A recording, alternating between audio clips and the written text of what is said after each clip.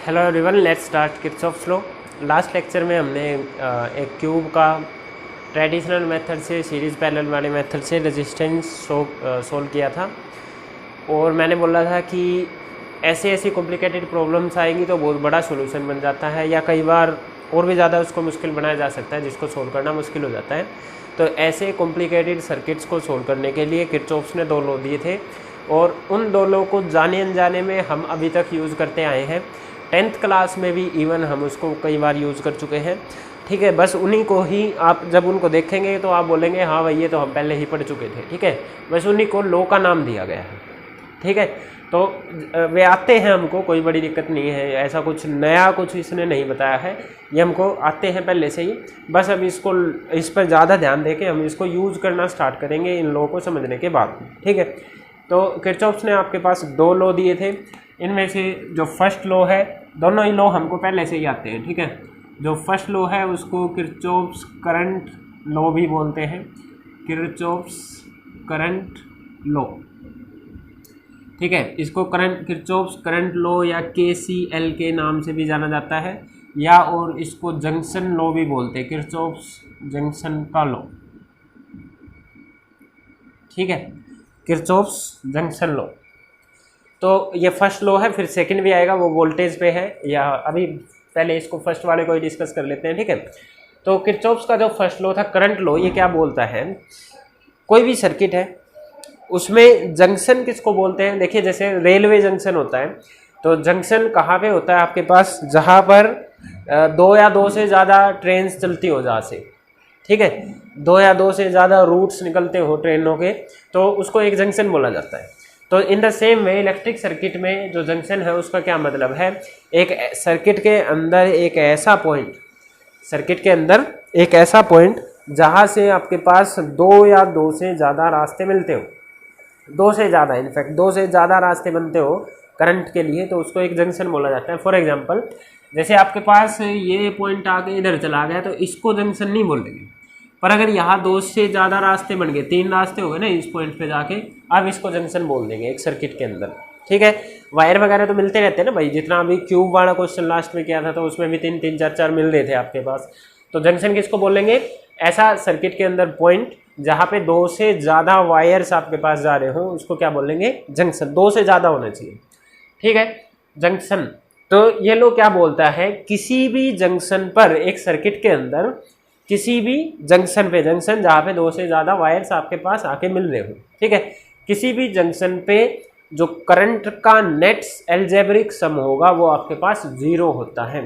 किसी भी जंक्शन पर जितने भी करंट आ रहे हो या जा रहे हो, कुछ करंट आ भी रहे होंगे, कुछ करंट वहाँ से निकल भी रहे होंगे, कुछ एंटर कर रहे होंगे, कुछ आउटसाइड जा रहे होंगे, उन सारे के सारे करंट्स का अगर आप एल्जेब्रिक सम कर देते हो तो वो आपके पास हरदम ही 0 आता है।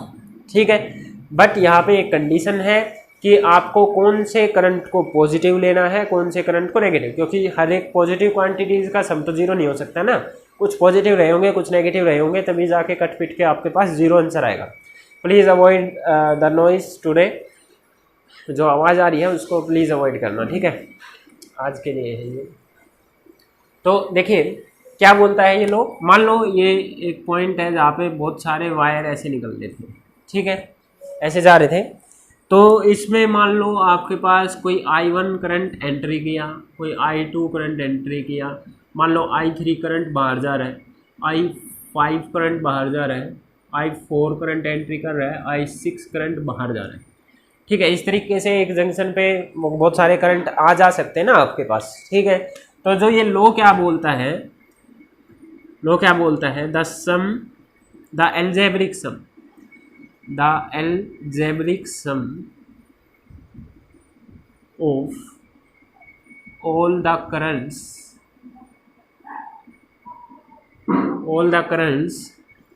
at a junction is always 0, मतलब कि summation I at this junction will be equal to 0, ये आपको बोलता है आपके पास। ठीक है, पर इसमें क्या बोला, इसके लिए एक कंडीशन है, अगर आप एंटरिंग करंट, उस जंक्शन में एंटर करने वाले करंट को पॉजिटिव लेते हो तो लीव करने वाले को नेगेटिव लेना पड़ेगा। या उल्टा कर लो, अगर एंटरिंग वाले को नेगेटिव लेते हो तो लीव करने वाले को पॉजिटिव सपोज करना पड़ेगा। ठीक है, तो अगर ये लो मैं इस पॉइंट पर लगाता हूँ तो देखिए आपकी मर्जी है एंटरिंग वाले को पॉजिटिव लो या एग्जिट वाले को, तो जनरली कोशिश करो कि एंट्री वाले को पॉजिटिव ले लो। ठीक है, आ रहा है उसको पॉजिटिव, कुछ ऐड हो रहा है, कुछ जा रहा है उसको नेगेटिव, कुछ घटा रहा है, इस तरीके से बाकी आपकी मर्जी है, कुछ भी ले सकते हैं। ठीक है, तो ये लो अगर मैं इसमें अप्लाई करूँ तो देखो I1 एंटर कर रहा है तो I1 को एज इट इज लिख लो, I2 भी एंटर कर रहा है तो एंटरिंग करंट को हम पॉजिटिव ले रहे हैं, इसको प्लस का लिख लिया। फिर आपने देखा I3 तो एग्जिट कर रहा है तो एग्जिट करंट को नेगेटिव का लेना है फिर। ठीक है, I5 भी एग्जिट कर रहा है तो इसको भी नेगेटिव का लेना है। I4 एंटर कर रहा है, एंटरिंग वाले को पॉजिटिव लेना है। I6 एग्जिट कर रहा है तो उसको नेगेटिव लेना है। इस तरीके से इन सब का सम आपके पास 0 होगा। ये लो ये बोलता है, इसमें और कुछ नया नहीं। अब मेरे को ये बताओ क्या ये लो हम सीख कर नहीं आए थे? मैं आपको दिखाता हूँ, 10th क्लास में हमने इस लो को बिल्कुल अच्छे से लगाया हुआ है। 10th क्लास में आपने पैरेलल कनेक्शन पढ़ा था। पैरेलल कनेक्शन में आप ये बोलते थे कि भाई एक रेजिस्टेंस ये हो गया, एक रेजिस्टेंस ये हो गया और एक रेजिस्टेंस आपके पास ये हो गया, है ना। ये इस तरीके से बैटरी से लगे हैं। फिर आपने इसका इक्विवेलेंट रेजिस्टेंस निकालना सीखा था, तो वहाँ पे आप क्या करते थे, यहाँ से आई करंट चला, आई करंट जाके I1 इधर डिवाइड हो गया, I2 इधर डिवाइड हो गया, I3 इधर डिवाइड हो गया, क्योंकि करंट को 3 रास्ते मिल गए। फिर ये I1 इससे चल गया, I1 इधर पहुँचा, I2 इधर पहुँचा, I3 इधर पहुँचा, ये तीनों इस पॉइंट पे मिल के वापस से आई करंट बैटरी को दे देते। तो आपने इधर किया क्या है भाई, आप ये चीज़ देखें, आपने क्या बोला, आई करंट आया था और 3 पार्ट्स में डिवाइड हो गया, I1 I2 I3। आप इसका जब पैरेलल कॉम्बिनेशन का इक्विवेलेंट रेजिस्टेंस निकालते थे तो आप शुरुआती यहाँ से करते थे कि I बराबर होगा I1 plus I2 plus I3 के current will be different, potential will be same. क्या आप ये यूज नहीं करते थे उधर? क्या आपने खुद ही नहीं बोला इधर से I1 आया, I2 आया, I3 आया, तीनों मिल के वापिस I बना देंगे, तो ये I इन तीनों के सम के बराबर हुआ, यही तो बात बोली थी आपने। आप लगा के देख लो, किरचॉफ्स लॉ लगा के देख लो। देखो इस पॉइंट पे लगा के दिखाता हूँ आपको, लगाओ भाई। क्या बोलता है किरचॉफ्स लॉ, ये जो जंक्शन बन गया ना, 3 या 2 से तो ज़्यादा ही पॉइंट है, तो एंटरिंग करंट पॉजिटिव लेते हैं। सपोज करो I1 पॉजिटिव लिया, I2 भी एंटर कर रहा है पॉजिटिव लिया, I3 भी एंटर किया है पॉजिटिव लिया, ये I आपका एग्जिट कर रहा है तो इसको नेगेटिव ले लो, इक्वल टू 0। तो यहाँ से यही आ गया, I को उधर ले जाओ, I बराबर I1 plus I2 plus I3। क्या इसको यूज़ नहीं करते आ रहे थे कि पहले से? इसको बेशक यहाँ अप्लाई कर लो, इसमें I एंटरिंग है, ये दोनों ये तीनों एग्जिट है, तो यहाँ से भी यही आएगा। ठीक है, तो कैसे भी अप्लाई कर लो, आना वही है, चाहे इधर अप्लाई कर लो चाहे इधर अप्लाई कर लो, ये इक्वेशन तो यही बनेगी करंट वाली। ठीक है, और हम इसको 10th क्लास से ही यूज करते आ रहे हैं, इसमें कुछ भी नया नहीं है। ठीक है, तो ये था आपके पास किरचॉफ्स का करंट वाला लॉ। इसमें फिर आपसे आगे ये पूछा जाता है कि किस कंजर्वेशन लॉ को ये फॉलो करता है। ठीक है, किरचॉफ्स के लॉ बता दो, किरचॉफ्स के लॉ बता दो, और ये बता दो किरचॉफ फर्स्ट लॉ किस कंजर्वेशन लॉ को फॉलो करता है। तो आप बोलेंगे Kirchhoff first law follows, Kirchhoff first law follows law of conservation of charge, law of conservation of charge. कौन से कंजर्वेशन लॉ को ये फॉलो करता है? तो ये फॉलो करता है कंजर्वेशन ऑफ चार्ज को। कैसे? देखिए, इसने बोला कि करंट का सम लीविंग और एंटरिंग करंट का जो आप नेट जो अलजेब्रिक सम करेंगे किसी भी जंक्शन पे, वो आपके पास 0 आना है। इसका कहने का मतलब ये है कि जितना करंट एंटर करेगा उतना ही एग्जिट करेगा बीच में। अब देखिए करंट बनता कैसे है, करंट बनता है आपके पास चार्जेस के फ्लो से, तो जितना करंट एंटर करेगा उतना करंट एग्जिट करेगा। इसका दूसरा मतलब ये भी बनता है कि आपके पास जितना चार्ज एंटर करेगा उतना ही चार्ज एग्जिट करेगा, क्योंकि चार्ज का फ्लो ही करंट बनाता है। ठीक है, किसी भी जंक्शन पे लीविंग करंट और एंटरिंग वाला करंट बराबर होगा, यही तो मतलब है आपके पास किरचॉफ फर्स्ट लॉ का, यही तो बराबर किए हो आप इधर। ठीक है, इसको दूसरी लैंग्वेज में क्या बोलते हैं, करंट बनता है चार्ज से, तो आप ऐसे भी बोल सकते हैं एंटरिंग चार्ज और लीविंग चार्ज आपके पास बराबर होगा। तो इसका जितना चार्ज एंटर किया उतना चार्ज बाहर जाएगा, तो इसका मतलब क्या है, यहाँ से जितना चार्ज आया बाहर निकल गया, तो इस जंक्शन पे कोई चार्ज नहीं बचेगा, जंक्शन पे कोई चार्ज एक्यूमुलेट नहीं होगा। अब ध्यान देना, अगर ऐसा हो जाता, मान लो ये जंक्शन है, यहाँ पे बहुत सारे वायर आ रखे थे, इस तरफ वायर जा रहे थे, ठीक है। अगर ऐसा हो जाता कि मान लो यहाँ से 5 कूलाम का चार्ज आया, यहाँ से 3 कूलाम का चार्ज गया और यहाँ आपको दिखा 10 कूलाम, ठीक है, तो आप बोलेंगे 5 और 3 आया तो 8 कूलाम चार्ज था इस पॉइंट पे और चला गया 10 कूलाम, इसका मतलब यहाँ से वहां तक कोई चार्ज क्रिएट हो गया। There is some source of charge here, there is some source of charge here, charge create हो गया। क्या चार्ज क्रिएट हो सकता है?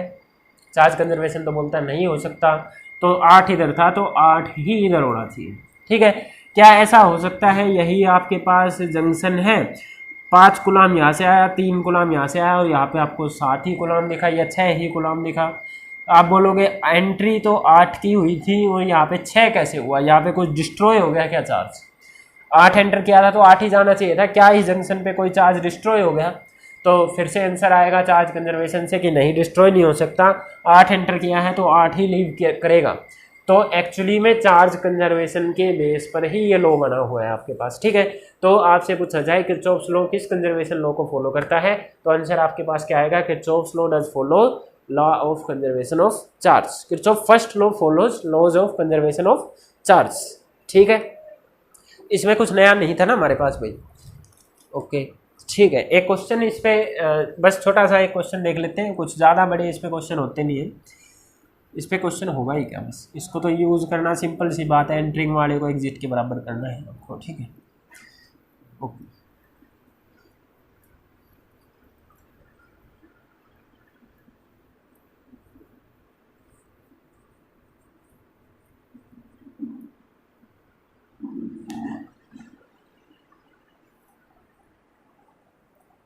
जैसे आपको इस तरीके से जंक्शन दे दिया जाए,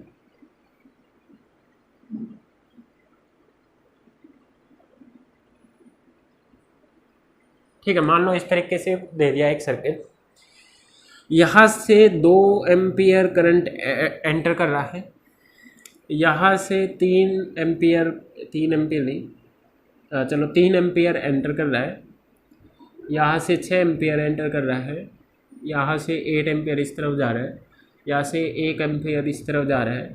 तो आपसे पूछा what will be the value of current here, ठीक है, value of current at that point, ABCD जो भी आप नाम देना चाहें नाम दे सकते हैं, ठीक है। इस तरीके से आपसे पूछा गया। तो देखिए लो भी बार बार लगाने की जरूरत नहीं है, बड़ा सिंपल सा है, कैसे सोल्व करेंगे। यहाँ से 2 एम्पियर चला, ये कोई जंक्शन नहीं है, एक ही तार है, जंक्शन 2 से ज़्यादा पॉइंट्स मिलते हैं तब बनता है। तो 2 एम्पियर यहाँ गया, 2 एम्पियर यहाँ तक पहुँचा, ठीक है। जैसे ही 2 एम्पियर यहाँ पे पहुँचा, अब ये 3 पॉइंट बन रहे, 1 2 और 3, ठीक है। तो ये एक जंक्शन बन गया, ये वाला पॉइंट कौन है? एक जंक्शन, इसका नाम सपोज करो P दे दिया मैंने, एक जंक्शन है। तो 2 एम्पियर यहाँ से एंटर किया इस तरीके से, 3 एम्पियर यहाँ से एंटर किया, तो लीव कितना करेगा, ठीक है। 2 एम्पियर यहाँ एंटर किया, 3 एम्पियर इधर एंटर किया, तो यहाँ कितना पहुँचेगा मेरे को बता दो। तो या तो जंक्शन लो लगा लो या आपको सीधा भी दिख रहा है, 2 एंटर किया, 3 एंटर किया, तो टोटल कितना एंटर किया? 5। तो 5 एंटर किया तो लीव भी कितना करेगा? 5 एम्पियर। तो यहाँ से 5 एम्पियर लीव ही करेगा। अगर नहीं समझ में आ रहा तो इसको मान लो कि ये कोई I1 करंट है। तो अब यहाँ पे किरचॉफ्स लॉ लगा लो, देखो लगा के दिखाता हूँ। ये P पॉइंट है, इस साइड से 2 एम्पियर एंटर कर रहा था, इस साइड से 3 एम्पियर एंटर कर रहा था, यहाँ आपने मान लिया कि लीव किया है वो I1 है। तो किरचॉफ फर्स्ट लॉ क्या बोलता है? किसी भी जंक्शन पे अलजेब्रिक सम आपके पास 0 होगा। एंट्रिंग वालों को पॉजिटिव ले लो तो एग्जिट वालों को नेगेटिव ले लो। 2 एम्पियर एंट्री कर रहा है, 2 ही लिख लो पहले, ठीक है, 2 एंटर कर रहा है प्लस 3 भी एंटर कर रहा है और I1 एग्जिट कर रहा है, इन सब का सम 0 होगा। तो यहाँ से I1 किसके बराबर है? 5 के, ठीक है। तो यही तो लिखा था 5। 2 एंटर किया, 3 एंटर किया, तो टोटल कितना एंटर किया? 5 एम्पियर। तो लीव भी कितना करेगा? 5 एम्पियर। तो यहाँ गया 5 एम्पियर, ठीक है। अब इस पॉइंट पे पहुँच गए, 5 एम्पियर नीचे से आया, 6 एम्पियर इधर से आया, कितना एंटर किया? 11 ampere. 5 ampere enter, 6 ampere enter, तो कितने का? 11 एम्पियर एंटर कर गया। निकल कितना गया? 8 एम्पियर। 11 में से 8 एम्पियर निकल गया, तो यहाँ पे कितना बचा भाई? 3 एम्पियर। ये भी समझ में नहीं आ रहा तो इसको I2 मान लो, I2 मान लो, तो यहाँ पे किरचॉफ्स लॉ अप्लाई करो। मैं इसको इधर बना के दिखाता हूँ। ये पॉइंट यहाँ आपने मान लिया I2, यहाँ से 6 एम्पियर एंटर कर रहा है, यहाँ से 8 एम्पियर एग्जिट कर रहा है और नीचे से 5 एम्पियर आया था। किरचॉफ्स लॉ लगाओ, एंट्रिंग करंट पॉजिटिव ले, एंटरिंग 6 है, 5 भी एंटरिंग है, लिविंग करंट नेगेटिव लो 8 लिविंग है, ये I2 भी लिविंग है, तो माइनस का एंटरिंग वालों को लिविंग वालों को नेगेटिव, एंटरिंग वालों को पॉजिटिव। तो ये आपके पास 3 - I2 = 0, तो I2 = 3 आ जाएगा। तो यही तो बताया था 3। बस सीधा करो, जितना एंटर कर रहा है उतना ही लीव करेगा, बस इतनी बात है। जैसे 3 इस पॉइंट पे पहुंचा तो ये 1 एम्पियर लीव कर गया, 1 एम्पियर 3 में से 1 एम्पियर लीव कर गया, तो यहाँ कितना बचा 2 एम्पियर। यहाँ पे कोई जंक्शन नहीं है तो आई की वैल्यू कितनी आई आपके पास 2 एम्पियर। तो सीधी सी बात है, जितना एंटर करेगा उतना ही लीव करेगा, कोई बड़ी सी बात इसमें नहीं थी। ठीक है, अपने आप से भी आप इसको ट्राई कर सकते थे। तो this was first law of Kirchhoff's, जिसको किरचॉफ्स करंट लॉ या फिर जंक्शन लॉ भी बोला जाता है। Alright, so let's go for the Kirchhoff's second law.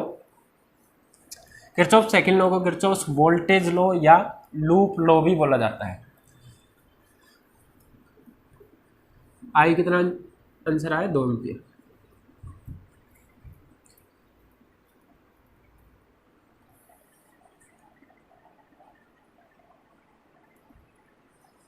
So next is Kirchhoff's voltage law या KVL, Kirchhoff's voltage law या इसको लूप लॉ भी बोला जाता है। ठीक है, Kirchhoff's लूप लॉ भी बोला जाता है। मैं एक बार let's start Kirchhoff's voltage law या लूप लॉ। ध्यान देना, ये लॉ वो पिछले वाला तब लगता था कहीं पे भी आपको जंक्शन दिख जाए। ठीक है, इस वाले लॉ को लगने के लिए एक क्लोज लूप होना ज़रूरी है। ठीक है, इसके लिए एक क्लोज लूप रिक्वायर्ड है, क्लोज लूप रिक्वायर्ड। जब तक सर्किट क्लोज नहीं होगा तब तक आप इसको नहीं लगाएंगे। ठीक है, क्लोज लूप इज़ रिक्वायर्ड। अब ये लॉ क्या बोलता है आपके पास कि एक क्लोज लूप के अंदर लूप क्लोज होना चाहिए। क्लोज मतलब कि जहाँ से स्टार्ट किए, मतलब पूरा सर्कल बनना चाहिए, जहाँ से स्टार्ट हुए घूम फिर के वहीं पे आना चाहिए, सर्किट के अंदर कहीं ब्रेक ना हो।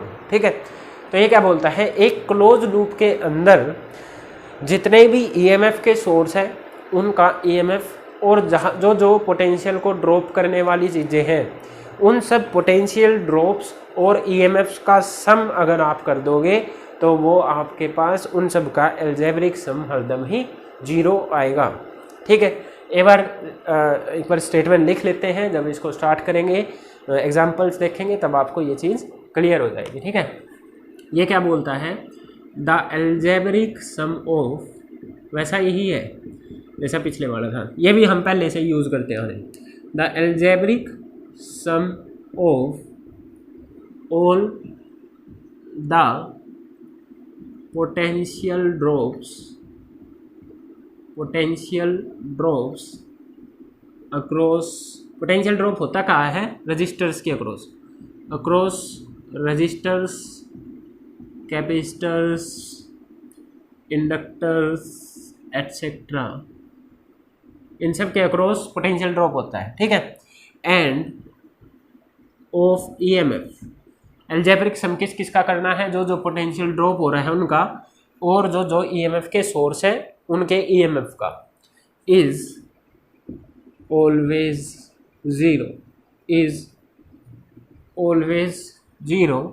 इन ए क्लोज लूप।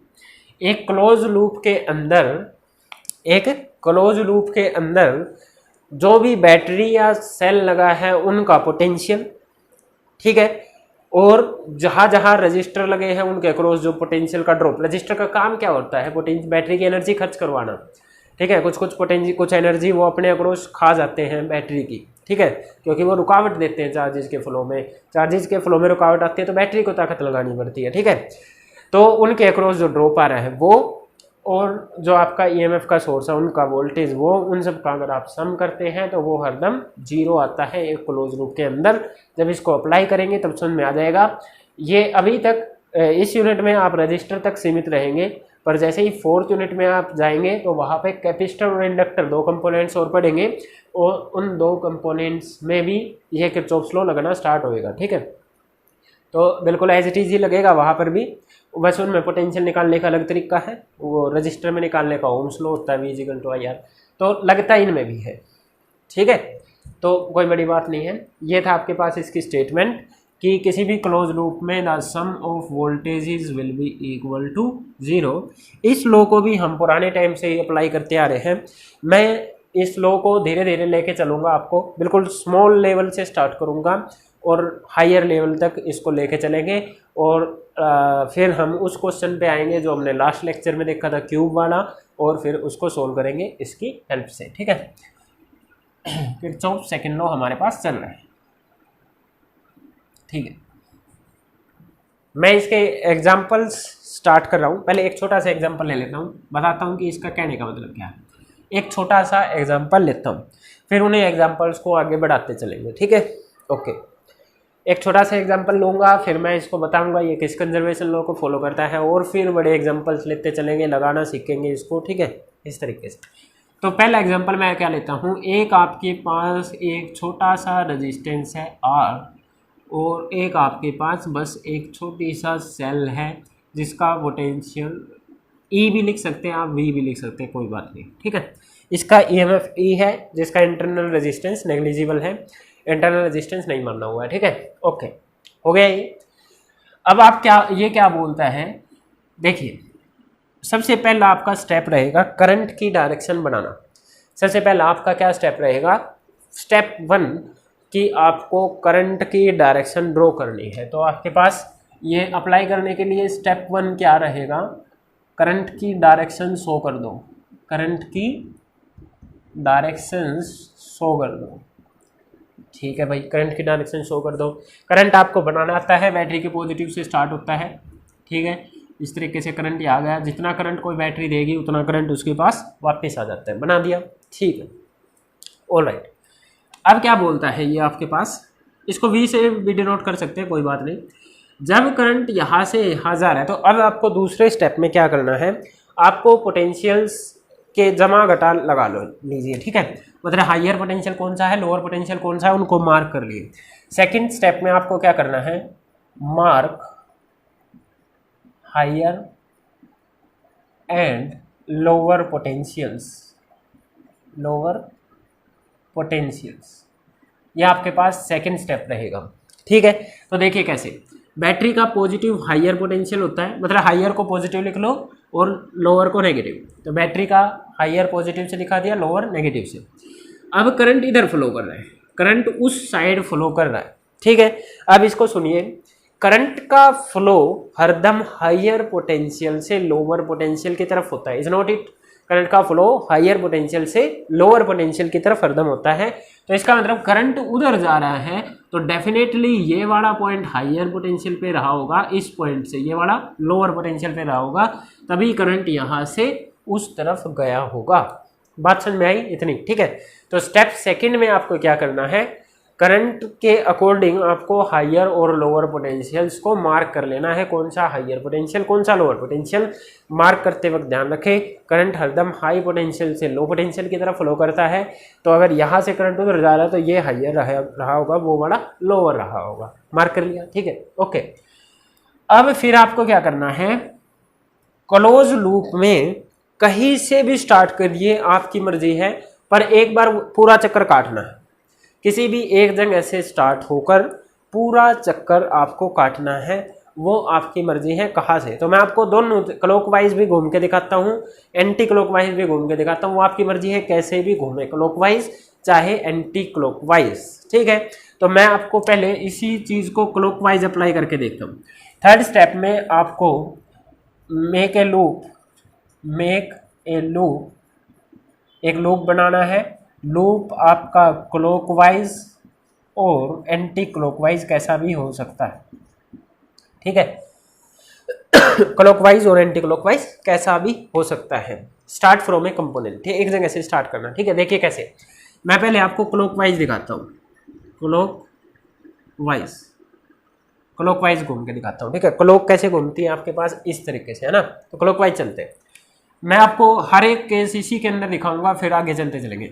देखिए क्लॉकवाइज ऐसे घूमते, ये घड़ी ऐसे चलती है, तो आप चाहे इससे क्लॉकवाइज घूमने लग जाए, चाहे यहाँ से घूमने लग जाए, दोनों दिखाऊंगा मैं, आपको दोनों चीज़ें दिखाऊंगा, ठीक है। करके कैसे देखें, आप बैटरी के इस वाले टर्मिनल से स्टार्ट हुए, बैटरी के इस वाले टर्मिनल से स्टार्ट हुए क्लॉकवाइज घूमना, कौन से टर्मिनल से? पॉजिटिव से। अगर आप बैटरी के पॉजिटिव से स्टार्ट हुए हैं, प्लस से स्टार्ट हुए हैं, तो इसका जो सम ऑफ पोटेंशियल करना है आपको, इस क्लोज लूप में सम ऑफ पोटेंशियल 0 करना है। तो आप पॉजिटिव से स्टार्ट हुए हैं तो इसका जो पोटेंशियल है, इसका पोटेंशियल ईएमएफ को ही पोटेंशियल बोलते हैं, तो इसका पोटेंशियल को प्लस का, चलो मान लो इसको वी से डिनोट कर लेता हूँ, अभी फिलहाल आपने ईएमएफ नहीं पढ़ा होगा तो इसका पोटेंशियल प्लस से स्टार्ट हुए तो प्लस का ही लिख लिया, प्लस का वी लिख लिया आपने, ठीक है। ओके, यहाँ से चलते चलते इधर आए, क्या तार में कोई वोल्टेज ड्रॉप आएगा? जनरली जो कनेक्टिंग वायर होते हैं उनका रेजिस्टेंस हम नेग्लिजिबल मान के चलते हैं, और हम बोलते हैं कि रेजिस्टेंस नेग्लिजिबल है तो उसके अक्रॉस कोई भी पोटेंशियल का ड्रॉप नहीं आएगा। तो इस तार में कोई पोटेंशियल का ड्रॉप नहीं आया। आपको ऐसे सोर्सेज, ऐसी जगह जाना है जहाँ पे पोटेंशियल ड्रॉप होता हो, ठीक है। तो सम ऑफ ईएमएफ ले लिया। अब आगे चले, तार में यहाँ कोई पोटेंशियल ड्रॉप नहीं, यहाँ कोई पोटेंशियल ड्रॉप नहीं, आप इस पॉइंट पे पहुंचे, ठीक है। इस पॉइंट पे था क्या? प्लस। इस पॉइंट पे था प्लस। आप लूप में घूमते घूमते इस प्लस से माइनस की तरफ मूव कर रहे हैं। आप लूप में घूमते घूमते क्लॉकवाइज इस प्लस से इस माइनस की तरफ जा रहे हैं। प्लस का मतलब होता है हायर पोटेंशियल, माइनस का मतलब होता है लोअर पोटेंशियल। तो आप लूप में घूमते घूमते हाई पोटेंशियल से लो पोटेंशियल की तरफ मूव कर रहे हैं, ठीक है। लूप में घूमते घूमते हाई से लो पोटेंशियल, मतलब कि बड़ी चीज से नीचे गिर रहे हो, ड्रॉप हो रहा है, पोटेंशियल का ड्रॉप हो रहा है, हाई से लो मतलब कि कुछ ड्रॉप होना। तो ड्रॉप जब होता है तो उसको माइनस का लेंगे, ठीक है। इसके अक्रॉस जो ड्रॉप होगा उसको माइनस का लिखना, ड्रॉप है, हाई से लो जा रहे हैं। किसी भी रेजिस्टेंस के अक्रॉस आई करंट जाता है तो आपको तो पोटेंशियल्स का सम लिखना है, ना कि रेजिस्टेंस का। और किसी भी रेजिस्टेंस के अक्रॉस पोटेंशियल ओम्स लॉ ने बताया था किसके बराबर होता है? करंट इनटू रेजिस्टेंस के, V = IR, पता है ना सभी को। किसी भी रेजिस्टेंस के अक्रॉस इतना वोल्टेज का ड्रॉप होता है, आई करंट इनटू रेजिस्टेंस। इसमें करंट कितना जा रहा है? I, इसका रेजिस्टेंस कितना है? R, ठीक है, लिख दिया। तो फिर यहाँ से घूमते फिर कनेक्टिंग वायर आ गया, उसमें कोई ड्रॉप नहीं आता, फिर आप बैटरी तक पहुँच गए। तो एक क्लोज लूप पूरा हो गया। बैटरी का पोटेंशियल पहले ही लिख चुके थे, अब दोबारा नहीं लिखना। एक क्लोज लूप पूरा हो गया। तो एक क्लोज लूप में आने वाले ईएमएफ और पोटेंशियल ड्रॉप्स का सम अगर आप करते हो तो वो किसके बराबर आता है? 0 के बराबर। यही स्टेटमेंट थी, ठीक है। एक क्लोज लूप में आने वाले ईएमएफ और जितने भी पोटेंशियल ड्रॉप्स हैं उन सब का सम आपके पास 0 के बराबर होता है। ये किरचॉफ सेकंड लॉ बोलता है। यहाँ से क्या है आपके पास? V = IR। क्या ये पढ़ नहीं चुके हैं हम ओम्स लॉ में? क्या ओम्स ने यही नहीं बताया था कि V = IR के बराबर होगा आपके पास, ठीक है। तो मतलब प्रूव भी हो रहा है कि हमने ठीक ठीक आपका सोल्व किया है। ओके, ठीक है। कैसे किया?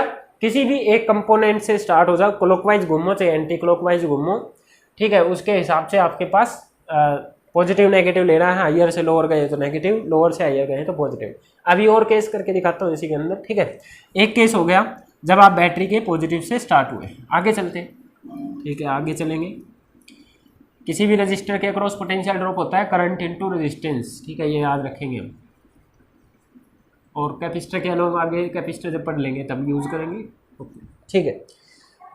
ओके, मैं इसको उल्टा घुमाता हूँ, उल्टा नहीं, अभी क्लॉकवाइज ही घुमाता हूँ, पर किसी दूसरे से घूम के दिखाता हूँ। आपको दिखाऊंगा हर जगह से आंसर सेम ही आएंगे आपके पास, हर जगह से आंसर सेम ही आएंगे, ठीक है। ऑल राइट, ठीक है। मैं क्लॉकवाइज ही घूम रहा हूँ, पर अब यहाँ से घूमना स्टार्ट कर रहा हूँ इस तरीके से, ठीक है। यहाँ से घूमना स्टार्ट कर रहा हूँ, क्लॉकवाइज ही घूम रहा हूँ। तो क्लॉकवाइज ही घूम रहा हूँ, पर कहाँ से स्टार्ट हुआ हूँ? इस प्लस वाले हिस्से से, मतलब कि हायर पोटेंशियल से स्टार्ट हुआ हूँ, ठीक है। कहाँ से स्टार्ट हुआ हूँ मैं? हायर पोटेंशियल से, सॉरी, अगर ऐसे घूम रहे हो तो फिर क्लॉकवाइज ही घूम रहे हो तो इस टर्मिनल से घूमेंगे, ठीक है। यहाँ से इस तरीके से घूमते घूमते जो भी टर्मिनल क्लॉक में इधर पास पड़ रहा है वहाँ से स्टार्ट करना है, ये क्रॉस नहीं करना आपको। जैसे मैंने बैटरी के इधर प्लस से स्टार्ट किया था, इसे माइनस से ऐसा नहीं घूमा था, ठीक है। एक किनारे से स्टार्ट करना है आपको, जिस साइड घूम रहे हो उसी तरफ का किनारा लेना आपने, ठीक है। चलो देखते हैं। आप इस रेजिस्टेंस के इस नेगेटिव वाले हिस्से से स्टार्ट हुए, ठीक है। नेगेटिव वाले हिस्से से स्टार्ट हुए तो इसके अक्रॉस जो ड्रॉप आया है वो नेगेटिव का लिखेंगे। ठीक है, इसके अक्रॉस जो ड्रॉप आया है वो नेगेटिव का लिखेंगे। नेगेटिव का कैसे लिखेंगे, किसी भी रजिस्टर के अक्रॉस जो ड्रॉप होता है वो करंट इनटू उसका रेजिस्टेंस होता है। करंट इनटू रेजिस्टेंस मतलब कि I इंटू आर, और नेगेटिव का लिखा है क्योंकि मैं इस नेगेटिव वाले टर्मिनल से स्टार्ट हुआ। फिर मैं यहाँ से घूमता घूमता, वायर में कोई ड्रॉप नहीं होता, ये बैटरी तक पहुँचा। बैटरी का पहले नेगेटिव मिला और पॉजिटिव तक गया, ऐसे लूप में ऐसा घूम रहा हूँ ना। बैटरी के नेगेटिव से पॉजिटिव, बैटरी का नेगेटिव का मतलब लो पोटेंशियल, पॉजिटिव का मतलब हाई पोटेंशियल। बैटरी के लो पोटेंशियल से हाई पोटेंशियल की तरफ गया हूँ। लो से हाई जाना मतलब कि कुछ ऐड होना, लो था पहले उसमें कुछ ऐड हुआ होगा तभी तो हाई बना होगा। तो लो से हाई जाना मतलब कुछ जुड़ना, तो पोटेंशियल बढ़ेगा। तो यहाँ पे आपको प्लस का लिखना, जब भी लो से हाई जाओ तो प्लस का, हाई से लो जाओ तो माइनस का। तो इसमें आप यहाँ से लिख लें, जब भी आप हाई पोटेंशियल से लो पोटेंशियल जाए, हाई से लो जाए तो पोटेंशियल, इस केस में पोटेंशियल आपको लेना है नेगेटिव। और जब भी आप लो पोटेंशियल से हाई जाएं, लो से हाई जाएं, तो आपको पोटेंशियल लेना है लो से हाई मतलब कम से ज़्यादा, तो आपको पोटेंशियल लेना है पॉजिटिव। ठीक है, तो अब मैं यहाँ लो से हाई मूव कर रहा हूँ, लो से हाई मतलब प्लस का, इसका पोटेंशियल कितना है V। वापस से घूम के वही आगे, एक लूप पूरा हो गया। एक क्लोज सर्किट में पोटेंशियल्स का सम आपके पास 0 होता है, तो यहाँ से भी V किसके बराबर आ गया, I इंटू आर के बराबर। तो वही बात है, ठीक है, वही चीज़ आ गई ना, कैसे भी घूम लो। ध्यान देना, जब भी सर्किट में लूप में घूम रहे हो तो किसी एक किनारे से घूमना है, जिस साइड घूम रहे हो उसी साइड वाला किनारा लेना है। जैसे मैं इसमें ऐसे घूम रहा था तो यहाँ से स्टार्ट नहीं करूँगा उधर, यहाँ से स्टार्ट नहीं करूँगा उधर जाना, ठीक है, ओके।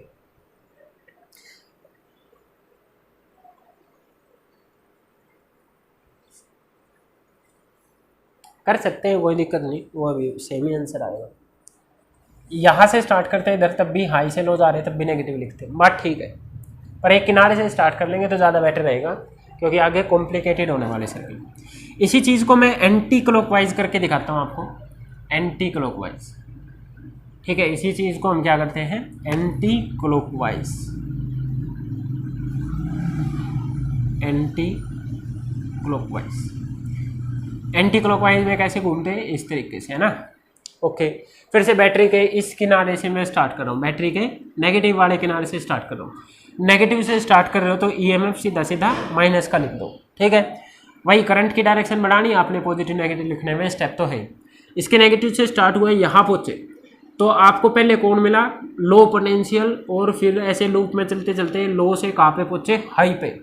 लो से हाई पर पहुँचे तो लो से हाई जाना, लो से हाई जाना मतलब पॉजिटिव पोटेंशियल, लो से हाई जाना मतलब जोड़ोगे, कुछ जुड़ा है, लो कम से कुछ ज़्यादा हुआ है, जुड़ा है, तो प्लस का लिखोगे। किसी भी रेजिस्टेंस के अक्रॉस वोल्टेज क्या होती है, करंट इनटू उसका रेजिस्टेंस।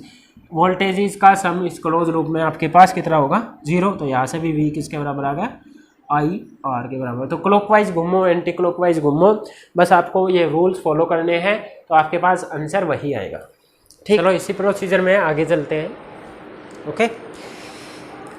इस क्वेश्चन को थोड़ा सा और कॉम्प्लिकेट सा बनाते हैं, जैसे जैसे आपकी प्रैक्टिस होती जाएगी, ठीक है, आपके लिए इजी होते चले जाएंगे।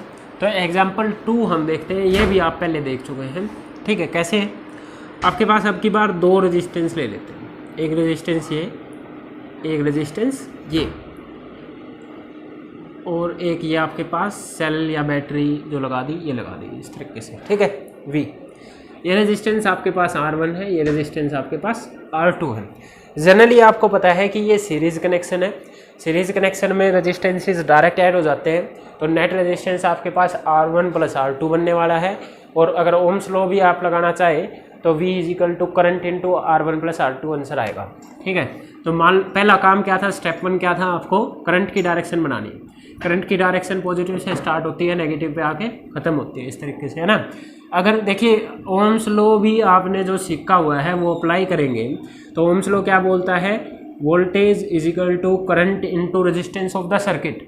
इस पूरे सर्किट का नेट रेजिस्टेंस कितना, आप बोलोगे ये दोनों सीरीज में है, सीरीज का नेट रेजिस्टेंस डायरेक्ट जोड़ने से बनता है, तो ये आंसर आना चाहिए आपके पास। ओम्स लॉ में आपने ये सीखा हुआ है, ठीक है। लगा के देखते हैं। अब आपकी मर्जी है क्लॉकवाइज घूमो एंटी क्लॉकवाइज घूमो, उससे पहले करंट के हिसाब से पहले पॉजिटिव नेगेटिव डायरेक्शंस बना लीजिए। सबसे पहले आपको पता है ये बैटरी का पॉजिटिव होता है, ये नेगेटिव, ये हाई पोटेंशियल, ये लो पोटेंशियल, ठीक है। करंट इस तरफ जा रहा है, करंट उस साइड जा रहा है, तो करंट हरदम हाई से लो की तरफ फ्लो करता है। यहाँ इस पॉइंट से इस पॉइंट तक गया तो ये हाई पोटेंशियल रहा होगा, ये लो पोटेंशियल रहा होगा। करंट यहाँ भी उसी साइड जा रहा है तो ये हाई रहा होगा, ये लो रहा होगा, इसलिए करंट उधर फ्लो किया, ठीक है। ऐसे सब जगह पे हाई लो आपने बना लिए। अब स्टार्ट करते हैं, तो कोशिश करें पॉजिटिव पॉजिटिव वालों से स्टार्ट कर लो ताकि हर जगह पॉजिटिव चीज़ें ज़्यादा अच्छी लगती है ना। तो मैं जनरली आपका ये क्लॉकवाइज ही घूमता हूँ। बैटरी के कोशिश करो हरदम बैटरी के पॉजिटिव से स्टार्ट कर लो और क्लॉकवाइज घूम लो, ठीक है। करंट की डायरेक्शन में घूमने की कोशिश करो, घूम किधर भी सकते हो, आंसर हर जगह से आएगा, पर कोशिश करो करंट की डायरेक्शन में घूमने की, करंट की डायरेक्शन में घूमने की कोशिश करो, ठीक है। Okay, let's start. हम यहाँ पे बैटरी के पॉजिटिव से स्टार्ट हुए हैं, तो बताया था बैटरी के पॉजिटिव से आपको करना क्या है, किरचॉफ सेकंड लॉ लगाना है। किरचॉफ सेकंड लॉ क्या बोलता है, इस क्लोज लूप में sum of all the voltages drop and EMF will be equal to 0। तो आपको वोल्टेजेस से मतलब है, ठीक है। स्टार्ट करते हैं। इसका पोटेंशियल वोल्टेजेस लिखनी है ना सबको, इसके पॉजिटिव से स्टार्ट हुए तो इसका पोटेंशियल कितना, पॉजिटिव का लिखोगे, पॉजिटिव से स्टार्ट हुए तो V इसका पोटेंशियल था। यहाँ से चलते चलते यहाँ पे आए, इसके पॉजिटिव पे पहुँचे, ठीक है। इसके पॉजिटिव से नेगेटिव की तरफ गए, मतलब कि पॉजिटिव का मतलब हाई, नेगेटिव का मतलब लो। आप हाई पोटेंशियल से लो पोटेंशियल की तरफ गए हैं। हाई से लो मतलब बड़ी जगह से नीचे वाली जगह पे जाना, हाई से लो जाना मतलब कि ड्रॉप होना। ड्रॉप होएगा तो मतलब कि घटाना है, कम हो रहा है, कम हो रहा है मतलब घटाना है, घटाना है। इसके अक्रॉस का पोटेंशियल ड्रॉप का फॉर्मूला होता है उसके अक्रॉस जाने वाला करंट, उसके अक्रॉस जाने वाला रेजिस्टेंस, ठीक है, I × R1। फिर आप यहाँ लूप में आगे बढ़े तो आपने फिर देखा पॉजिटिव से नेगेटिव जा रहे हैं, हाई से लो जा रहे हैं, घट रहा है तो माइनस का, उसके अक्रॉस जो करंट है वो करंट तो आई ही जा रहा है, इनटू में उसका रेजिस्टेंस R2। ये वोल्टेज ड्रॉप R2 के अक्रॉस है, ये वोल्टेज ड्रॉप R1 के अक्रॉस है, क्योंकि स्टेटमेंट ये बोलती थी आपको EMF और वोल्टेज ड्रॉप का सम करना है, तो वोल्टेज ड्रॉप लिखे हैं मैंने। फिर क्लोज लूप में आप यहाँ से आके वापस बैटरी तक पहुँच गए, बैटरी का पहले ही ऐड कर चुके हैं, तो इन सब का सम आपके पास 0 रहेगा। फिर ये वही आ गया, इससे माइनस इस I कॉमन ले लो, अंदर बचा R1 + R2, इसको उस साइड ले जाओगे तो V = I × R1 + R2। क्या ये वही नहीं आ गया? ओम्स लॉ से पहले भी सीखे हुए थे, तो ये कंफर्म करना है कि ठीक है, ठीक चल रहे हैं हम। Okay, all right. इसी को एक बार उल्टा लगा के दिखा देता हूँ मैं आपको जनरली, फिर आगे मैं उल्टा सीधा नहीं करूँगा, एक ही बार से किया करूँगा। मैं इसको एक बार उल्टा भी लगा के दे देता हूँ आपको। इसके नेगेटिव से ऐसे स्टार्ट कर लो, इसके माइनस से स्टार्ट हुए तो इसको माइनस का V लिख लो, लिख लिया। यहाँ से ऐसा घूमते हुए यहाँ पहुँचे तो नेगेटिव से पॉजिटिव, लो से हाई, कम से ज़्यादा की तरफ जा रहे तो जुड़ेगा, उसके अक्रॉस पोटेंशियल है, उसके अक्रॉस करंट इनटू उसका रेजिस्टेंस। यहाँ पहुँचे फिर नेगेटिव से पॉजिटिव प्लस की तरफ जा रहे हो तो फिर जुड़ेगा I × R1, ये भी वही आ गया, V = I × R1 + R2। ठीक है, तो उल्टे चलो सीधे चलो कैसे भी चलो, आंसर आपके पास सेम आने वाला है। ठीक है, तो ये भी हम इसका कर चुके थे। इसी सीरीज में अब फिर से और आगे बढ़ते हैं। एग्जाम्पल 3 में ये चीज़ें समझ में आ रही होगी ना। इसको कुछ बुक में ऐसे लिखा रहता है डायरेक्ट, ये भी याद करने की चीज़ कह सकते हो। जब भी किसी लूप में आप चल रहे हैं और करंट की डायरेक्शन में चल पड़ो, करंट की डायरेक्शन में ही रेजिस्टेंस मिल जाए तो माइनस का ड्रॉप लिख दो, करंट से उल्टी डायरेक्शन में मिल जाए तो प्लस का लिख दो। जैसे हम लास्ट वाले में ऐसे चल रहे थे, है ना, तो हम लूप में ऐसे चल रहे हैं, तो ये करंट इधर था, करंट की डायरेक्शन में हम चल रहे थे और एक रेजिस्टेंस मिल गया। करंट की डायरेक्शन में ही रेजिस्टेंस मिल जाए तो उसका ड्रॉप नेगेटिव का लिख दो। फिर आगे चले, करंट हम लूप में इधर चल रहे थे करंट की डायरेक्शन में और करंट की डायरेक्शन में ही एक रेजिस्टेंस मिल गया, लूप में चलते चलते तो फिर नेगेटिव लिख दो ड्रॉप, ऐसे बताया था। अगर उल्टे चल रहे हो तो देखो क्या, अगर ऐसे चल रहे होते तो हम लूप में ऐसे चल रहे हैं, करंट उस तरफ है, हम ऐसे चल रहे हैं, तो करंट से उल्टी डायरेक्शन में रेजिस्टेंस मिला, करंट से उल्टी डायरेक्शन में रेजिस्टेंस मिल जाए तो प्लस का लिख दो। ये भी करंट से करंट उधर है, हम इधर चल रहे हैं, लूप में हम उल्टे चल रहे हैं, करंट उधर है, करंट से उल्टी डायरेक्शन में रेजिस्टेंस मिल जाए तो उसको प्लस का लिख दो। ठीक है, कुछ बुक में ऐसा लिखा होगा, पर लॉजिक पॉजिटिव नेगेटिव से है आपका। जो मेन लॉजिक जो मैंने आपको स्टार्टिंग में बताया, पॉजिटिव नेगेटिव बनाओ, हाई पोटेंशियल से लो पोटेंशियल है तो नेगेटिव लिख दो, लो से हाई है तो प्लस का लिख दो, मेन लॉजिक वो है। याद रखने के लिए आप ऐसे कर सकते हो, लूप में चलो, अगर लूप में चलते चलते करंट की ही डायरेक्शन में कोई भी रेजिस्टेंस आगे आ जाए तो उसको नेगेटिव का लिख दो, अगर करंट से उल्टी डायरेक्शन में कोई आ जाए तो उसको प्लस का लिख दो। ये कुछ बुक में मिलेगा आपको, वरना ये लॉजिक ठीक है आपके पास जो हम कर रहे थे, ठीक है, वो थोड़ा जल्दी करने के लिए होता है, वो अपने आप ही हो जाता है याद, आपको कोई बड़ी बात नहीं है, ठीक है। इसी सीरीज में एग्जाम्पल 3 आगे बढ़ाते हैं हम, एग्जाम्पल नंबर 3 कर रहे हैं इसी सीरीज के अंदर, ठीक। आसान सा फिर से ले रहे हैं, एग्जाम्पल नंबर 3। अब की बार क्या कर लेते हैं, एक रेजिस्टेंस ये ले लेते हैं और एक रेजिस्टेंस ये ले लेते हैं, ठीक। और इस तरीके से अब की बार बैटरी या सेल यहाँ लगा दें, ठीक, लगा लिया, ओके। अब फिर से फर्स्ट स्टेप क्या था, करंट की डायरेक्शन बनाइए। आपके पास V वोल्ट था, ये R1 रेजिस्टेंस है, ये आपके पास R2 रेजिस्टेंस है। करंट की डायरेक्शन आप सभी को पता है, हाई से लो की तरफ, जितना करंट गया उतना करंट वापस आ जाता है, इतना तो हो गया, ठीक है। अब यहाँ आके देखिए, जैसे ही करंट इधर पहुँचेगा, कुछ करंट यहाँ डिवाइड हो जाएगा, कुछ करंट आपके पास यहाँ डिवाइड हो जाएगा। सपोज करो I1 उसमें चला गया, I2 इधर चला गया, तो फिर ये करंट I1 इधर आएगा, I2 इधर आएगा, और यहाँ मिलके वापस से I करंट आपको इधर मिल जाएगा, ठीक है। तो आपके पास देखिए, ये एक जंक्शन बन रहा है, 3 पॉइंट मिल रहे हैं ना, ये एक जंक्शन बन रहा है। जंक्शन पे पहले मैं जंक्शन लो लगा लेता हूँ, अप्लाइंग जंक्शन लो। जंक्शन लो क्या बोलता है, एंटरिंग करंट और आउटगोइंग करंट जो आपके पास बराबर होंगे, जितना एंटर कर रहा है उतना बाहर निकलेगा। एंटर, इस जंक्शन पे एंटर कौन कर रहा है, I करंट। एंटरिंग करंट बराबर होगा लीविंग करंट के, लीव कौन कौन कर रहा है, I1 और I2, तो entering current in leaving current के बराबर होएगा। इस तरीके से आपके पास एक इक्वेशन ये बन जाया करेंगी आगे तक, ठीक है। अभी तो कुछ खास हमको सोल्व नहीं करना है, इसलिए इसका कोई यूज है नहीं, पर मैं बता रहा हूँ कि इधर दोनों ही लो हम लगा सकते हैं। जंक्शन लो जो सबसे स्टार्टिंग में सीखा था, फर्स्ट लो किरचॉफ्स लो, ओके, किरचॉफ्स करंट लो। बात समझ में आई, ठीक है। अब देखिए, आपको फिर से हाई लो ये सब बनाना था, बना लीजिए। ये हाई पोटेंशियल, ये लो पोटेंशियल, करंट उधर जा रहा है तो ये हाई से लो की तरफ गया होगा, ये हाई ये लो, करंट उधर जा रहा है तो ये हाई, ये आपके पास लो। अब यहाँ पे किरचॉफ सेकंड लॉ जब आपको लगाना है तो Kirchhoff second law close loop में लगता है। यहाँ पे आपके पास 3 क्लोज लूप बनते हैं।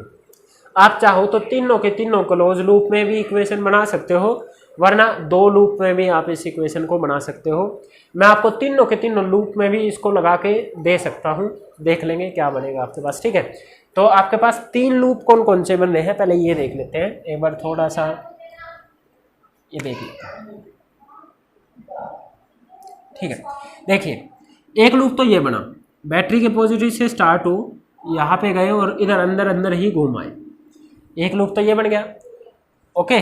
जैसे अगर मान लो मैं इस पॉइंट का नाम P दूँ, इस पॉइंट का नाम Q दूँ और ये V ही पॉइंट दे लूँ, तो V से स्टार्ट होके P पे जाके ऐसा Q पे जाके वापस V पे आ गए, एक लूप तो ये बनता है, ठीक है। एक लूप, चलो पहले इसी लूप को कंसीडर कर लेते हैं, applying Kirchhoff's law in that loop. मैं किरचॉफ्स वोल्टेज लॉ लगा रहा हूँ इस लूप के अंदर। लूप कौन सा है, P Q V P, ये वाला लूप, P Q V और P, इस पॉइंट का नाम V मान लिया सपोज करो, ठीक है। पहले मैं क्या करता हूँ, इस पर किरचॉफ्स लॉ अप्लाई करता हूँ। Let's apply Kirchhoff's law. Kirchhoff's law क्या बोलता है, आप लूप में ऐसे करंट की डायरेक्शन में घूमना स्टार्ट कर दे, इजी रहेगा। उल्टी डायरेक्शन में घूमेंगे तब भी आ सकता है आंसर। मैं बैटरी के पॉजिटिव से स्टार्ट हुआ तो इसका पोटेंशियल मैंने प्लस का V लिख लिया। यहाँ से चलते चलते यहाँ से करेक्टिंग वायर ही है, फिर रेजिस्टेंस आया। रेजिस्टेंस में मैं हाई पोटेंशियल से लो पोटेंशियल की तरफ गया हूँ।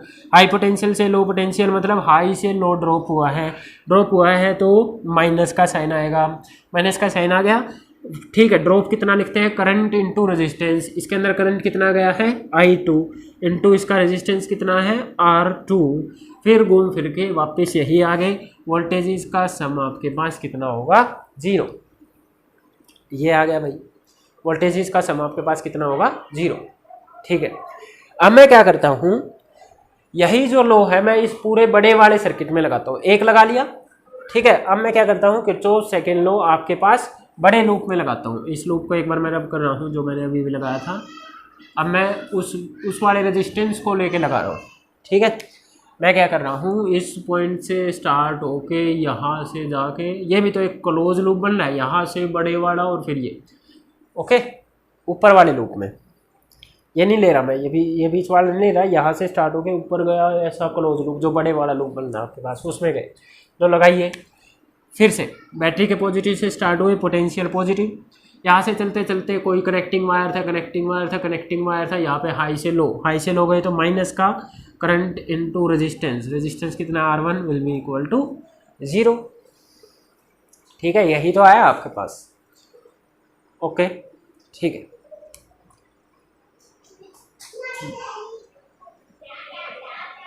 अगर आप इस लूप के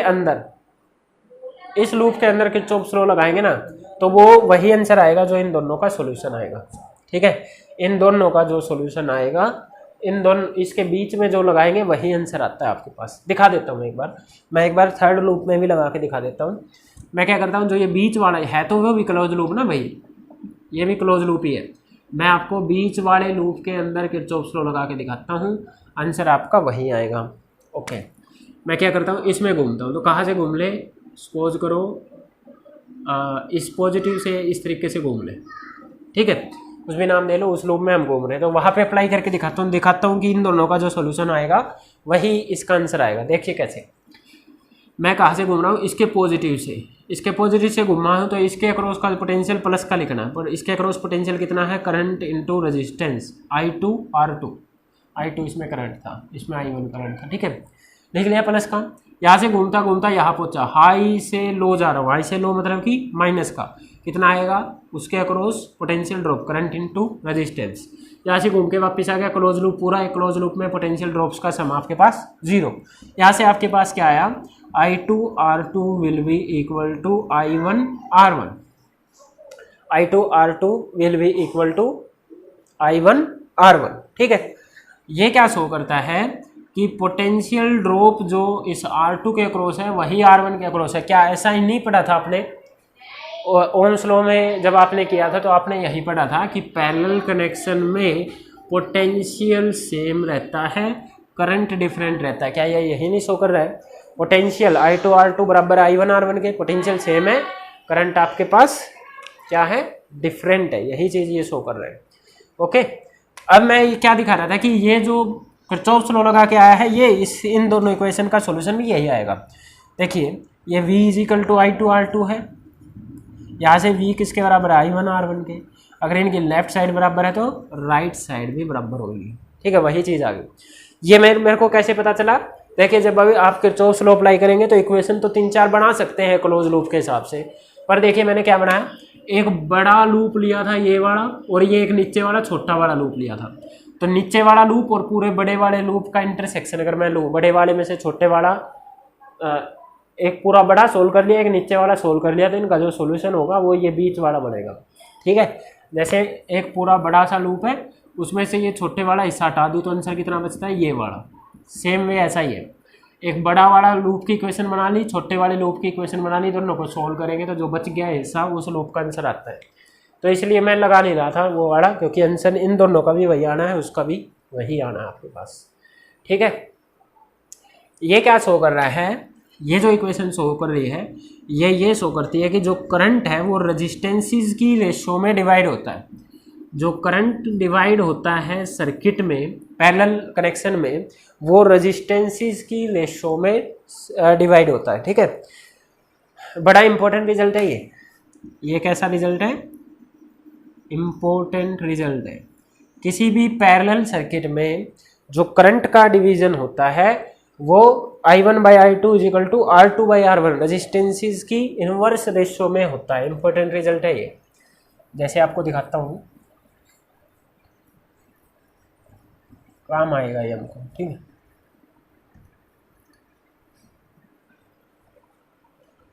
जैसे आपके पास देखिए यहाँ से आया 2 एम्पियर का करंट, ये आपके पास 4 ओम का रेजिस्टेंस है, ये आपके पास 8 ओम का रेजिस्टेंस है। इस तरीके से ये आगे गए हुए थे, ठीक है। यहाँ से आके आपको करंट डिवाइड करना है, ठीक है। मान लिया इसको I1 नाम दे रहा हूँ, इसको I2 नाम दे रहा हूँ, तो आपको नहीं पता कितना कितना करंट डिवाइड होगा। तो सीधा है जो करंट डिवाइड होता है ना I1 बाई I2, वो इन रेजिस्टेंसेस की उल्टी रेशियो में डिवाइड होता है, इनवर्स रेशियो में। ये बराबर होगा I1 उधर था तो ये वाला रेजिस्टेंस यूज करना है, ठीक है, inverse ratio R2 by R1, R2 by R1, ठीक है। तो ये कितना है आपके पास 4 दूनी 8, तो I1 जो होगा वो I2 का डबल होगा, ठीक है। जो I1 इस कम रेजिस्टेंस वाले में डबल करंट जा रहा है I2 से, इस तरीके से बनेगा आपके पास। तो एक का आंसर आ जाए तो दूसरे का आपको डायरेक्ट ही पता है इसका डबल बना करेगा। तो एक इंपॉर्टेंट रिजल्ट है आपके पास कि किसी भी पैरेलल सर्किट में करंट जो डिवाइड होगा वो रेजिस्टेंसेस की इनवर्स रेशियो में आपके पास डिवाइड होता है, ठीक है भाई, ओके, ठीक है।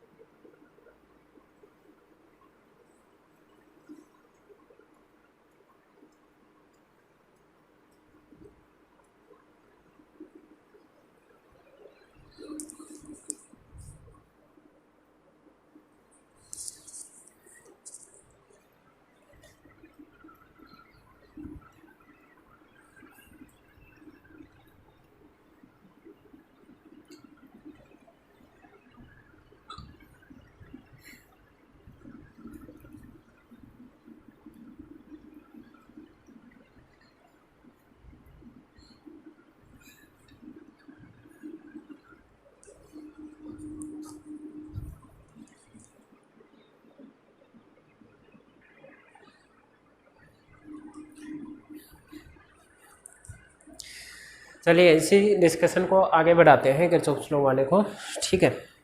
अब थोड़ा सा बैटरी को चेंज करते हैं। एग्जांपल 4, ये आपके पास एक बैटरी ऐसे लगी है, इसका EMF है E1। EMF या वोल्टेज एक ही बात है, ठीक है। पोटेंशियल डिफरेंस EMF E भी लिखा मिल सकता है आपको, V से पोटेंशियल भी लिखा मिल सकता है, ठीक है। एक बात तो नहीं है खैर, EMF आपका ओपन सर्किट में बोला जाता है एक्चुअली में, ठीक है, पर इंटरनल रेजिस्टेंस यहाँ पे कंसीडर नहीं कर रखा, तो EMF और वोल्टेज एक ही बात है। यहाँ से आगे चल के आपके पास एक रेजिस्टेंस इस तरीके से सपोज करो R1 लगा हुआ था, ठीक है।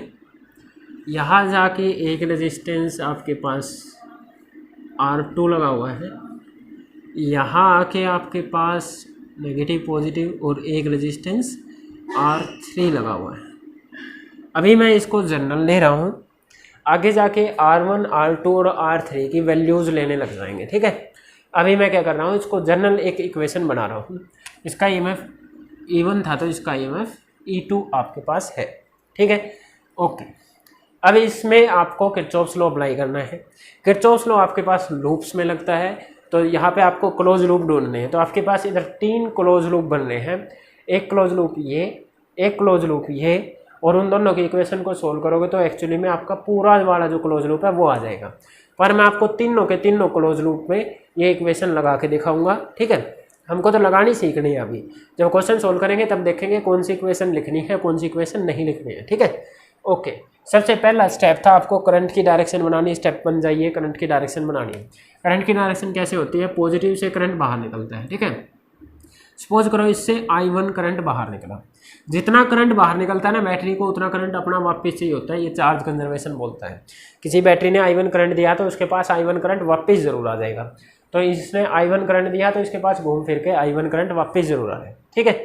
ऐसे ही ये बैटरी का पॉजिटिव है तो यहाँ से भी कोई करंट I2 चला होगा और इसके पास I2 वापस आ गया होगा, ठीक है, I2 चला होगा और I2 वापस आ गया होगा। अब देखिए जब ये करंट यहाँ पहुँचा, इस पॉइंट पे यहाँ पे करंट कितना बनेगा, ओके, इस पॉइंट पे यहाँ पे करंट कितना बनेगा, ध्यान दीजिए इस करंट की डायरेक्शन इधर भी हो सकती है, इधर भी हो सकती है। क्यों हो सकती है?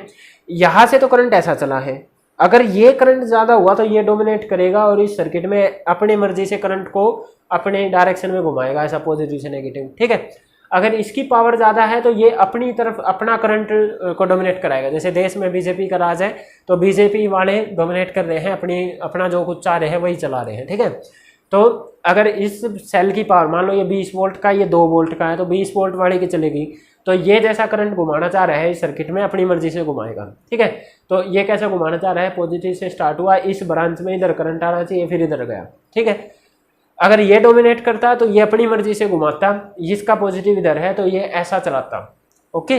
तो वो डिपेंड करता है कौन सा सेल का पोटेंशियल कितना है, आपको इस पर बहस ही नहीं करनी है। आप यहाँ पे करंट की डायरेक्शन इधर भी ले सकते हो, इधर भी ले सकते हो, आपकी मर्जी है। फाइनली जब आपका आंसर सोल्व होके आएगा, मान लो आपने करंट की डायरेक्शन इधर ली, इसको मैं I3 बोल रहा हूँ, ठीक है। फाइनली जब आपका आंसर आएगा तो अगर मान लो आपकी I3 का आंसर ऐसा आता है, I3 = 2 एम्पियर, तब तो आंसर ठीक है, करंट की डायरेक्शन भी यही रहेगी। पर अगर आपका आंसर आ जाता है लास्ट में सोल्व के I3 = -2 एम्पियर, माइनस साइन ये शो कर रहा है कि आपने जो डायरेक्शन इधर ली थी वो एक्चुअली में गलत ली है, I3 की डायरेक्शन उधर ना होके इस साइड होगी, तो वो डायरेक्शन आप लास्ट में आंसर देख के अपना ठीक कर सकते हैं कि वो गलत ली गई थी या ठीक ली गई थी। डिपेंडिंग ऑन कौन से सेल की पावर ज़्यादा है वो अपना करंट डोमिनेट करवाता है, तो उसी पे डिपेंड करता है वो कैसे ड्राइव करना चाहता है करंट को। तो आपको कोई दिक्कत नहीं लेनी है बीच वाली ब्रांच में, इनका तो अपना मर्जी से बनाओ, इसके पॉजिटिव से बाहर निकलेगा नेगेटिव में अंदर आएगा, पॉजिटिव से बाहर निकलेगा नेगेटिव में अंदर आएगा, पर जो कॉमन साइड आ गई इनकी उसमें करंट दोनों की वजह से जा रहा है, दोनों की वजह से जा रहे हैं, तो उसमें आपको दिक्कत नहीं लेनी है करंट की डायरेक्शन क्या बनाए, किसी भी तरफ बना दो। फाइनल जो आपका आंसर आया करेगा उसका साइन अगर नेगेटिव आ जाए तो मतलब गलत ले रखी थी आपने डायरेक्शन, पॉजिटिव आ गई तो मतलब ठीक ठीक डायरेक्शन थी, तो वो नेगेटिव साइन या पॉजिटिव साइन आपको शो कर देगा क्या है, ठीक है। तो आप लूप्स में जनरली नाम दे सकते हैं, जैसे PQRSTU, कुछ भी नाम देंगे, ठीक है। तो मैं पहले हर एक लूप में किरचॉफ सेकंड लॉ लगाने जा रहा हूँ, ठीक है। किरचॉफ फर्स्ट लॉ लगा लेते हैं पहले। फर्स्ट मैं क्या कर रहा हूँ, जंक्शन लॉ अप्लाई कर रहा हूँ, अप्लाइंग जंक्शन लॉ। किसी भी जंक्शन पे अप्लाई कर सकते हैं, ये एक जंक्शन है, ये एक जंक्शन है, कहीं भी 2 से ज़्यादा तो यही मिल रहे हैं ना, और कहीं 2 से ज़्यादा नहीं मिल रहे। आप अप्लाई करो तो कोई बड़ी बात नहीं है, लीविंग करंट और एंटरिंग करंट आपको बराबर लेना है। तो I1 एंटर कर रहा है, I3 लीव कर रहा है, I2 लीव कर रहा है, तो लीविंग करंट कौन कौन सा है, I2 और I3। लीविंग करंट बराबर होगा एंटरिंग करंट के, एंटर कौन कर रहा है, I1 एंटर कर रहा है, लीव कौन कर रहा है, I2 I3, तो I1 will be equal to I2 plus I3। एक इक्वेशन तो हरदम आपको फर्स्ट लॉ से बनानी हुआ करेगी, कितने भी क्वेश्चन आ जाए आगे जाके एक इक्वेशन आपकी हरदम फर्स्ट लॉ से बना करेगी, ठीक है, ओके। फिर आपको क्लोज लूप लेना है, मैं क्लोज लूप PSRQ की बात कर रहा हूँ, क्लोज लूप PSRQP, इस लूप में मैं KVL अप्लाई करना जा रहा हूँ, किरचॉफ्स वोल्टेज लॉ अप्लाई करने जा रहा हूँ, ठीक है।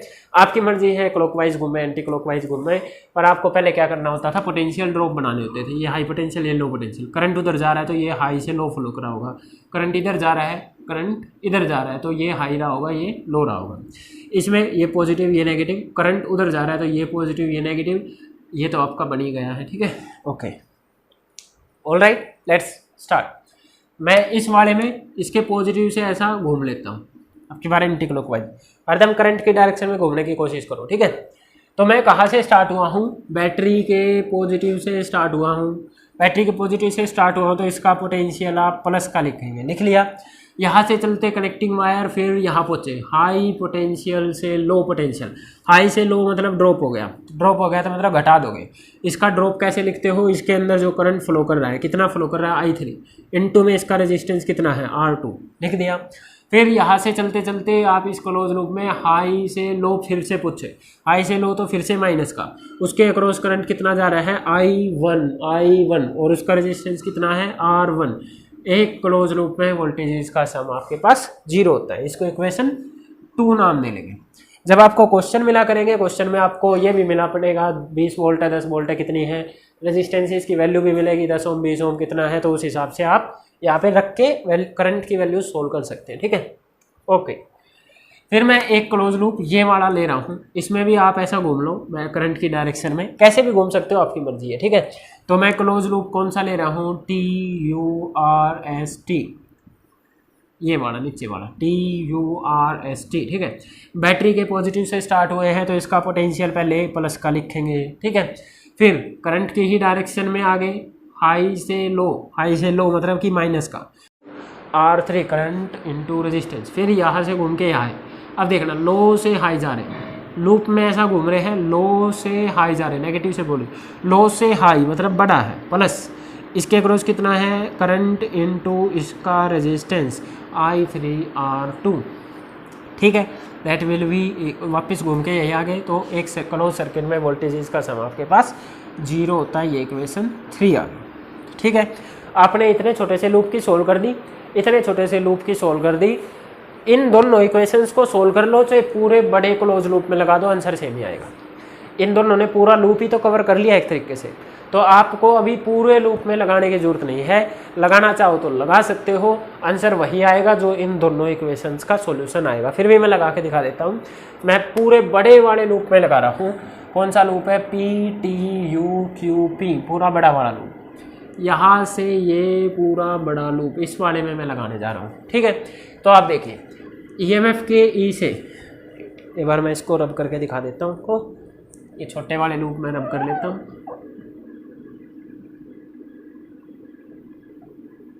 बड़े वाले लूप में आ जाते हैं, ठीक है। ओके, कहाँ से स्टार्ट हुआ है, इस EMF के हाई वाले से, तो प्लस से स्टार्ट हुआ है तो उसका EMF लिया, प्लस का ले लिया।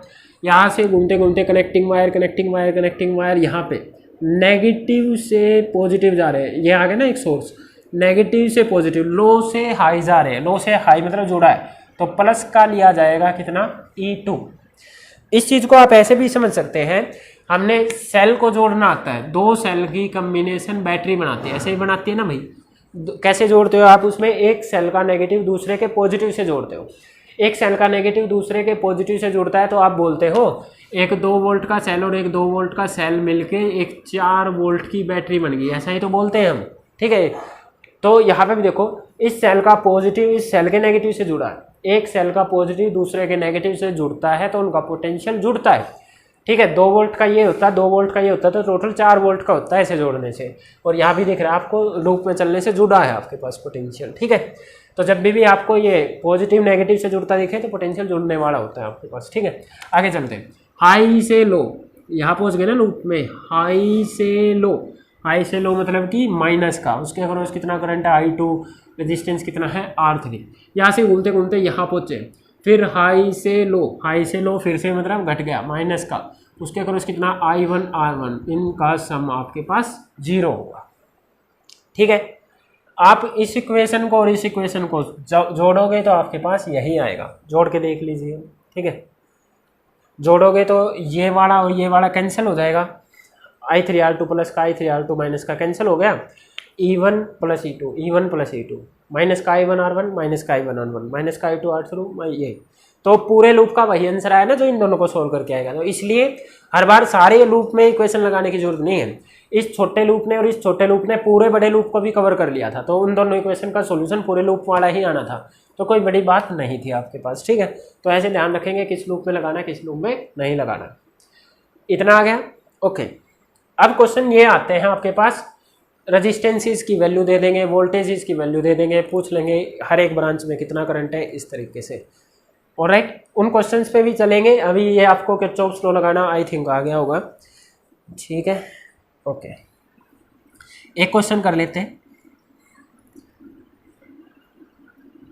चलो क्वेश्चन हम नेक्स्ट लेक्चर से करेंगे, सॉरी, ठीक है। Next lecture will be on the based on question based on Kirchhoff's law के बेस्ड हम कुछ क्वेश्चन करेंगे, उसी में वो क्यूब वाला भी कर लेंगे।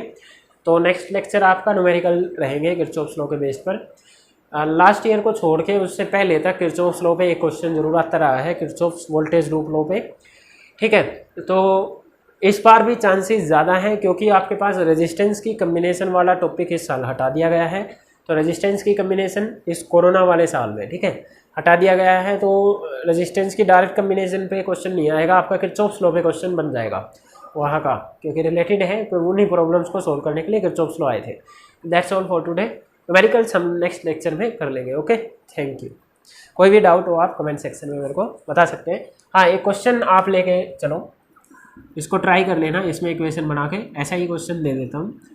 एक आपके पास सेल ये है, यहाँ पे एक रेजिस्टेंस लगा है, एक रेजिस्टेंस यहाँ लगा है, ठीक है, और एक रेजिस्टेंस ये और एक सेल ये 80 वोल्ट का सेल है, ये 80 ओम का रेजिस्टेंस है, ये 20 ओम का रेजिस्टेंस है, ये 60 ओम का रेजिस्टेंस है, ये 40 वोल्ट का सेल है।